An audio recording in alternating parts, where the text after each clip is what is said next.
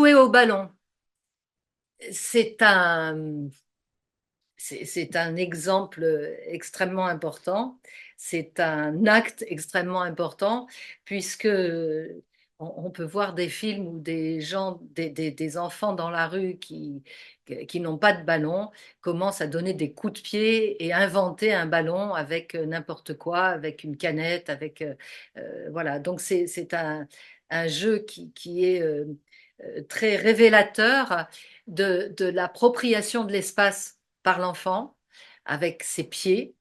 Euh, je dirais que au départ, projeter un ballon avec ses pieds, hein, jouer au ballon, c'est effectivement un acte d'affirmation de soi, d'ajustement à l'autre, bien sûr, puisque si on l'envoie comme ça à volo, il va aller n'importe où et le ballon va se perdre.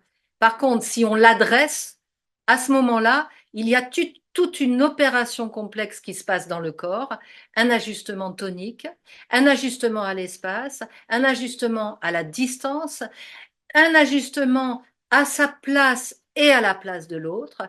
Donc, c'est un axe et c'est une opération absolument complexe. Alors, j'ai commencé par le jeu avec le pied parce que c'est très souvent quand même que les jeux de ballon commencent avec le pied.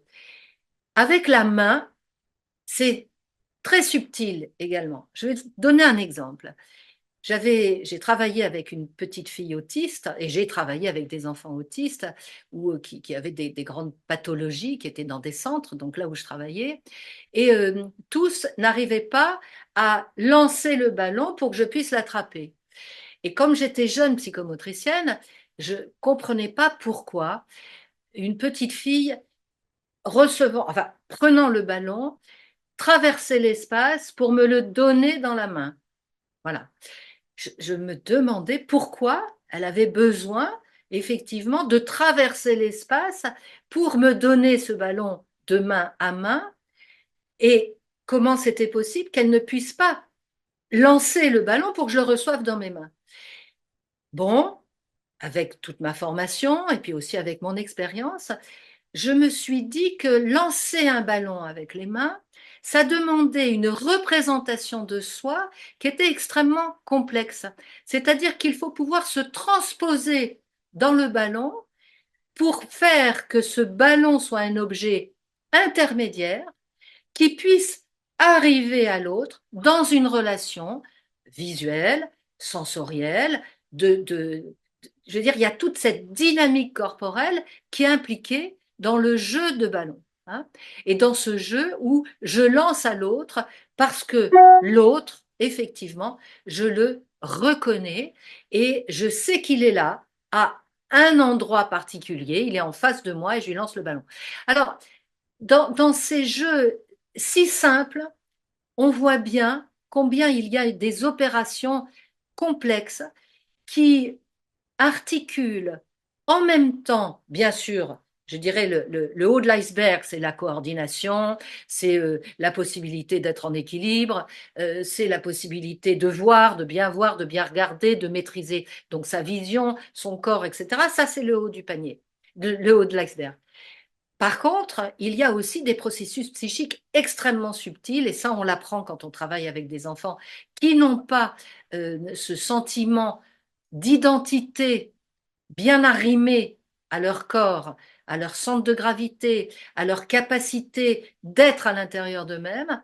On voit bien que tous ces processus psychiques sont mis en jeu dans un simple jeu de ballon où il est question de reconnaître l'autre, de reconnaître son corps, de ne pas lui lancer le ballon à la figure. Alors là, on est dans autre chose à ce moment-là, on est dans des actes d'agressivité.